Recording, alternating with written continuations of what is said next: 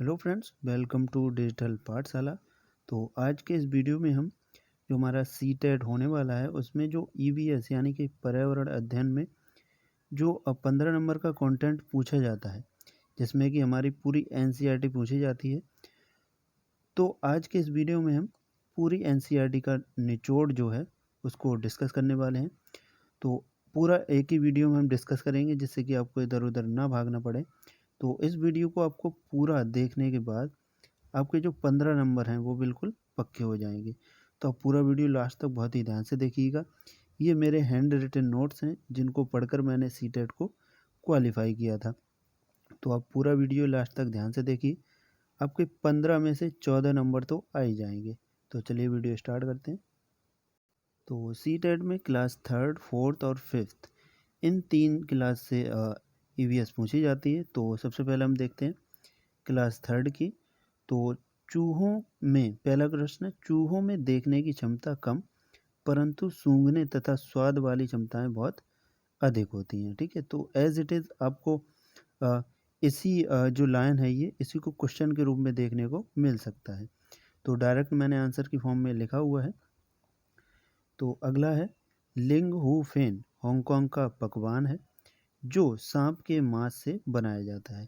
ये प्रश्न पूछा गया है, अभी 2019 वाले में पूछा गया था। नेक्स्ट है हमारा कि गोवा में मछली नारियल के तेल में व जम्मू कश्मीर में सरसों के तेल में बनती है। ये भी पूछा गया। उसका टेपियोका केरल में ज़मीन के नीचे उगाया जाता है। बहुत ही महत्वपूर्ण है ये प्रश्न। उसके बाद मैना झटके से अपनी गर्दन पीछे घुमा सकती है। ठीक है, तो इसमें 2 ऑप्शन दिए गए थे, एक मैना एक उल्लू।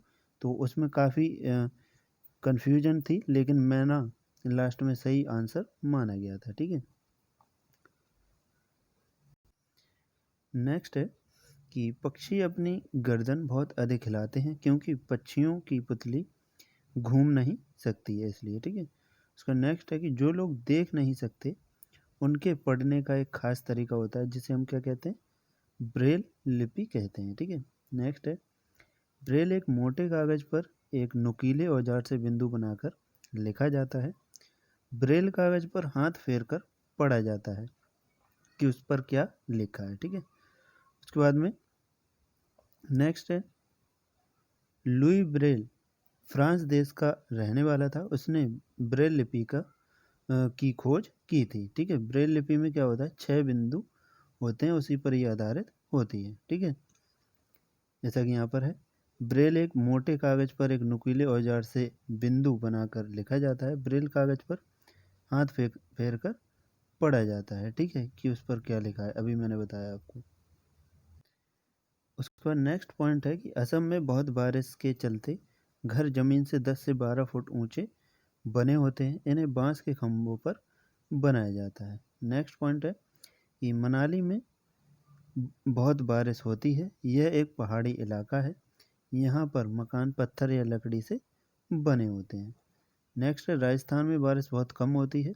यहाँ के लोग मिट्टी के घरों में रहते हैं। इनमें दीवार मोटी होती है। मिट्टी से लीप पोत कर इन्हें सुंदर बनाया जाता है। उसका नेक्स्ट पॉइंट है कि जम्मू कश्मीर में चाय को कहवा बोलते हैं। इसमें इलायची और बादाम आदि डाले जाते हैं। तो यहाँ पर आपका क्लास थर्ड का कंप्लीट हो गया। अब देखते हैं क्लास फोर्थ से कौन कौन से पूछे जाते हैं। तो क्लास फोर्थ की एनसीईआरटी से पूछे जाते हैं कि वल्लम एक लकड़ी से बनी छोटी नाव को कहते हैं। वल्लम किसको कहते हैं, एक लकड़ी की नाव होती है उसको कहते हैं। यह केरल में चलती है। नेक्स्ट है, राजस्थान में स्थित रेगिस्तान में बच्चे ऊंट गाड़ी में बैठकर स्कूल जाते हैं। ठीक है, और अगला पॉइंट है, एक बड़ा हाथी एक दिन में 100 केजी से ज़्यादा पत्ते और झाड़ियाँ खा लेता है। ये पूछा गया प्रश्न। तो जितने भी हैं ये रिपीटेड क्वेश्चन है, तो बहुत ही इंपॉर्टेंट रहने वाले हैं। आप इनको एक जगह नोट जरूर कर लें। उसके बाद नेक्स्ट पॉइंट है कि हाथी बहुत कम आराम करता है। यह दिन में 2 से 4 घंटे ही सोता है। नेक्स्ट है, हाथी को पानी और कीचड़ से खेलना बहुत भाता है। इससे उनके शरीर को ठंडक मिलती है क्योंकि इनकी चमड़ी जो होती है बहुत ही मोटी होती है। नेक्स्ट है, हाथी के कान पंखे की तरह होते हैं। गर्मी लगने पर हाथी अपने कान हिलाकर हवा करता है। नेक्स्ट है 3 महीने के हाथी का वजन 200 किलोग्राम होता है, बहुत ही इम्पोर्टेंट है ये। नेक्स्ट है हाथियों के झुंड में केवल हथनियाँ और बच्चे रहते हैं। बुजुर्ग हथनी झुंड का नेता होती है। झुंड में 14-15 साल के बच्चे व हथनियाँ होती हैं। बाकी की जो इससे बड़ी एज के हाथी होते हैं वो झुंड छोड़कर चले जाते हैं। उसके बाद नेक्स्ट पॉइंट है हाथी 14-15 साल तक ही इस झुंड में रहते हैं, फिर वे झुंड कर छोड़कर चले जाते हैं और अकेले रहते हैं, जैसा कि मैंने आपको अभी बताया था। नेक्स्ट पॉइंट है कि खेजड़ी के पेड़ राजस्थान में जोधपुर के खेजड़ी गांव में मिलते हैं। यहाँ के लोग विश्नोई कहलाते हैं, ठीक है। यहाँ शिकार व पेड़ काटना निषेध है। ये इंपॉर्टेंट पॉइंट है, यहाँ पे शिकार नहीं कर सकते, ना ही पेड़ काट सकते हैं। उसका नेक्स्ट पॉइंट है खेजड़ी का वृक्ष यानी पेड़ यह रेगिस्तानी इलाके में पाया जाता है। इसे ज़्यादा पानी की ज़रूरत नहीं होती है। नेक्स्ट है इसकी छाल दबा के काम आती है और इसकी लकड़ी को कीड़ा नहीं लगता है, ठीक है। किसके को? खिजड़ी के वृक्ष को। उसका नेक्स्ट खेजड़ी के पेड़ की फलियों की सब्जी बनाई जाती है। नेक्स्ट है वोचहा गांव बिहार के मुजफ्फरपुर ज़िले में पड़ता है। इस इलाके में बहुत सारी लीची के पेड़ होते हैं। उसका नेक्स्ट है कि लीची के फूल मधुमक्खियों को लुभाते हैं, वे फरवरी में खिलते हैं।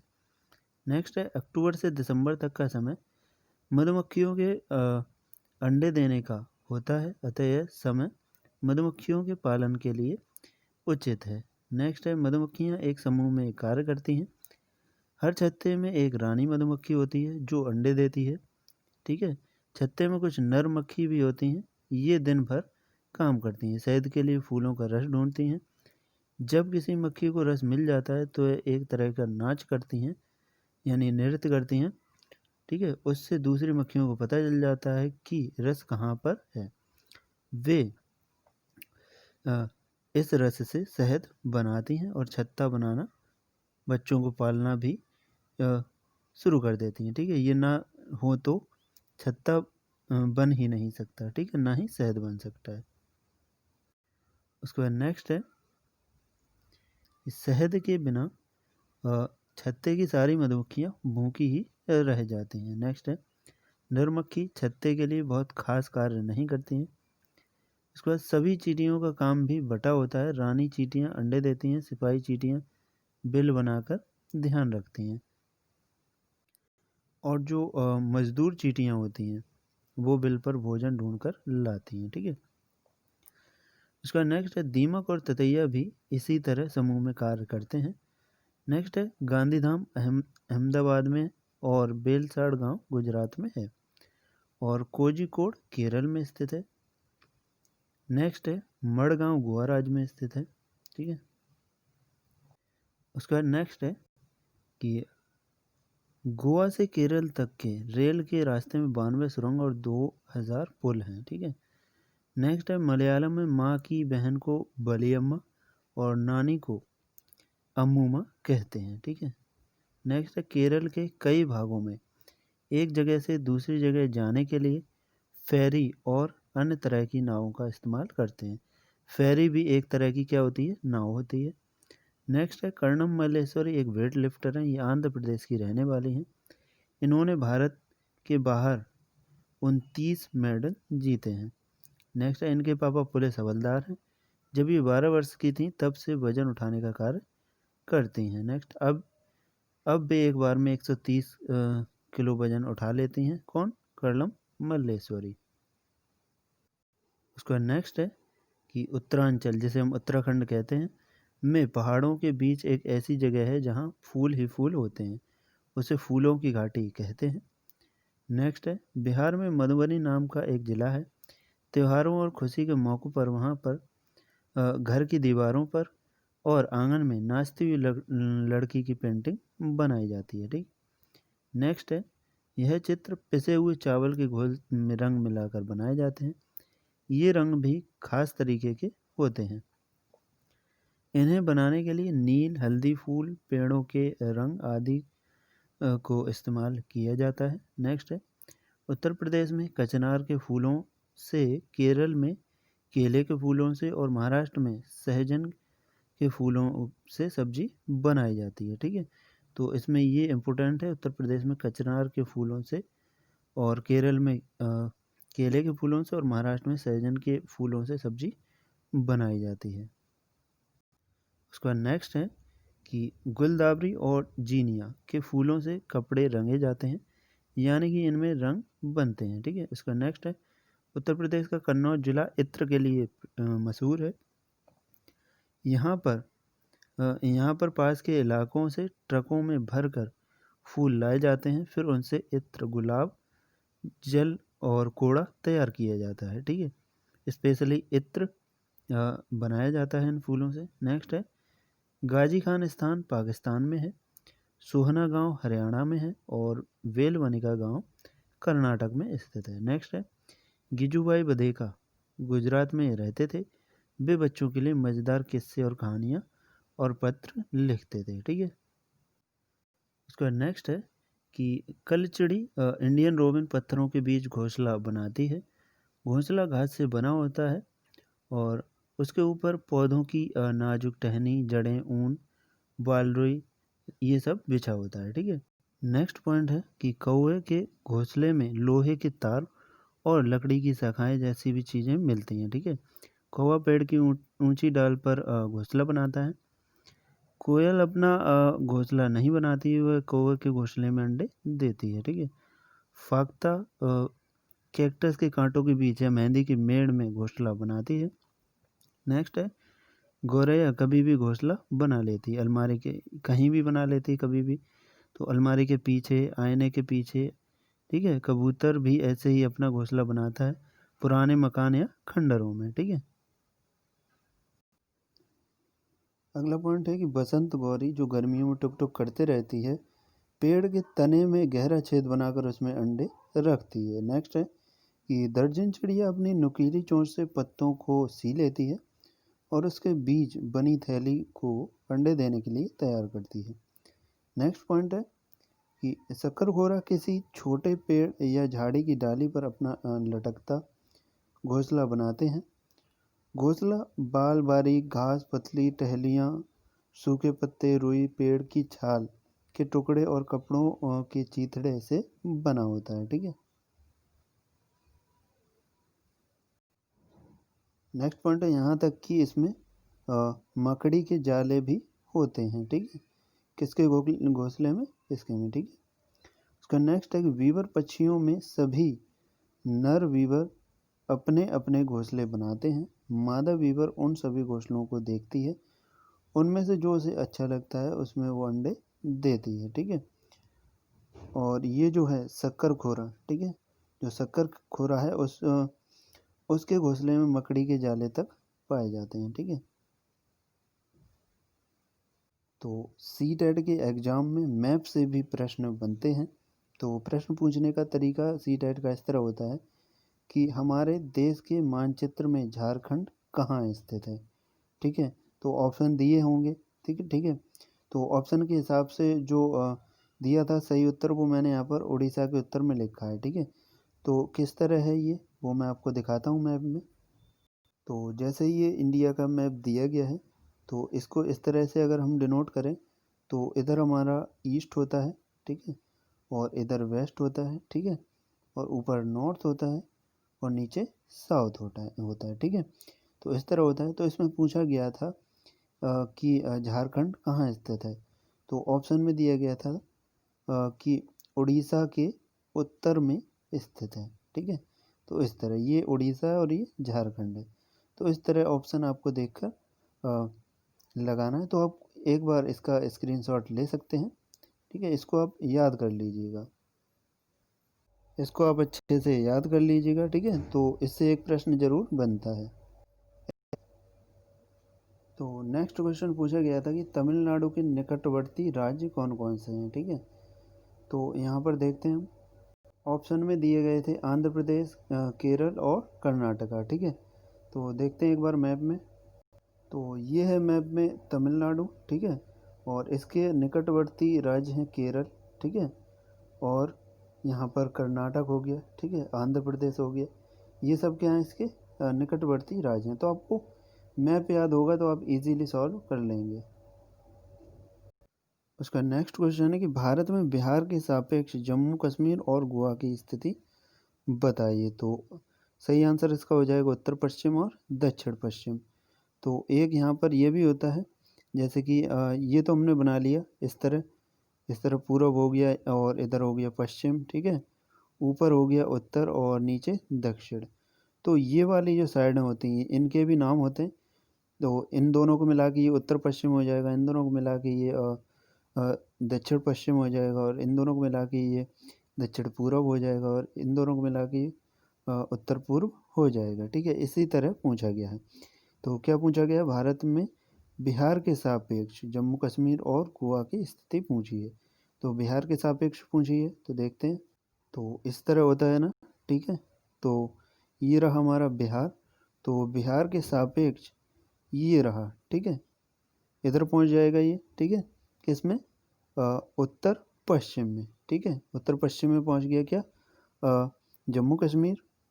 और उसके बाद में इसी तरह अगर हम ये देखें गोवा, ठीक है, तो ये आ जाएगा हमारा साउथ वेस्ट यानी कि दक्षिण पश्चिम में, ठीक है, ये रहा गोवा छोटा सा।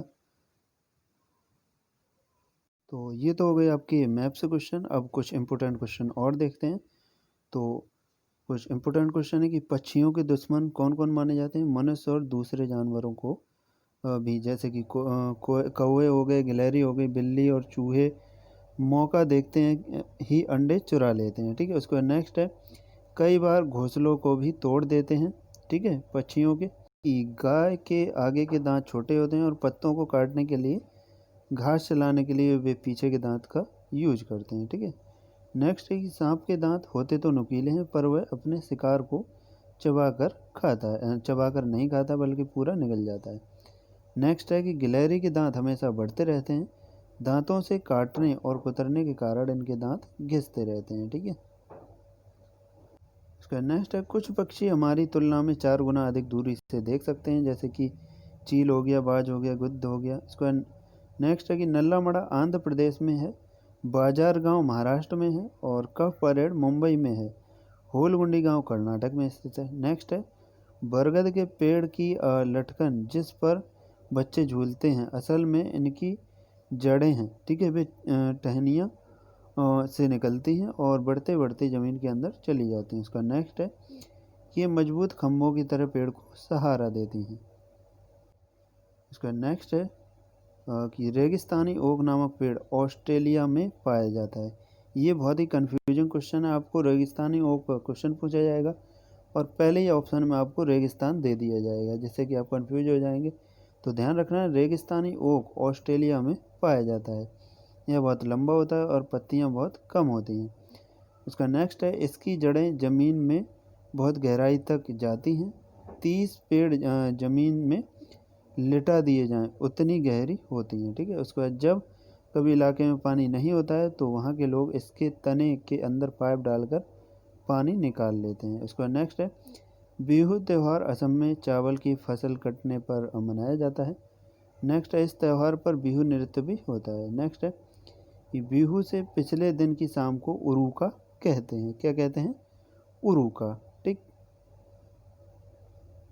इसका नेक्स्ट है कि बोरा और चेवा चावलों के 2 प्रकार हैं जो पकने के बाद चिपचिपे हो जाते हैं, इसे असम में खाया जाता है। नेक्स्ट है, मुक्तारपुर गांव आंध्र प्रदेश में पोचमपल्ली ज़िले में है।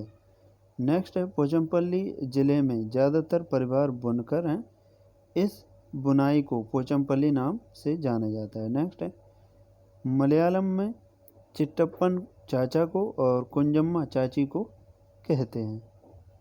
उसका नेक्स्ट है कि चेन्नई से कोच्चि ट्रेन से जाने पर 12 घंटे लगते हैं। नेक्स्ट है, अबू धाबी देश रेगिस्तानी इलाके में है, वैसे भी रेगिस्तान में बारिश नहीं होती है, वहाँ पानी बहुत कीमती है, वहाँ ना बारिश है, ना ही नदियाँ हैं, ना ही झीलें और ना ही तालाब है, ज़मीन के नीचे भी वहाँ पानी नहीं है। यहाँ की स्थानीय भाषा अरबी है और अबू धाबी में रुपए को दिरहम कहते हैं, ठीक है। तो इतना अलग है, ठीक है। इतना यहाँ से अलग है, ठीक है, और ये अलग है, ठीक है। अलग पॉइंट डाल के लिख लेना इसको, ठीक है। तो यहाँ की स्थानीय भाषा यानी कि अबू धाबी की स्थानीय भाषा क्या है, अरबी है, और अबू धाबी में रुपए को क्या कहते हैं, दिरहम कहते हैं, ठीक है। पॉइंट बनाकर लिख लेना इसको। इसको नेक्स्ट है, लेकिन यहाँ रेतीली ज़मीन के नीचे तेल होता है, ठीक है, इसलिए यहाँ वहाँ पेट्रोल आसानी से मिल जाता है और वहाँ पेट्रोल पानी से भी सस्ता होता है। उसका नेक्स्ट है, अबू धाबी में सिर्फ खजूर के पेड़ दिखाई देते हैं क्योंकि वही एक ऐसा पेड़ है जो वहाँ उग सकता है।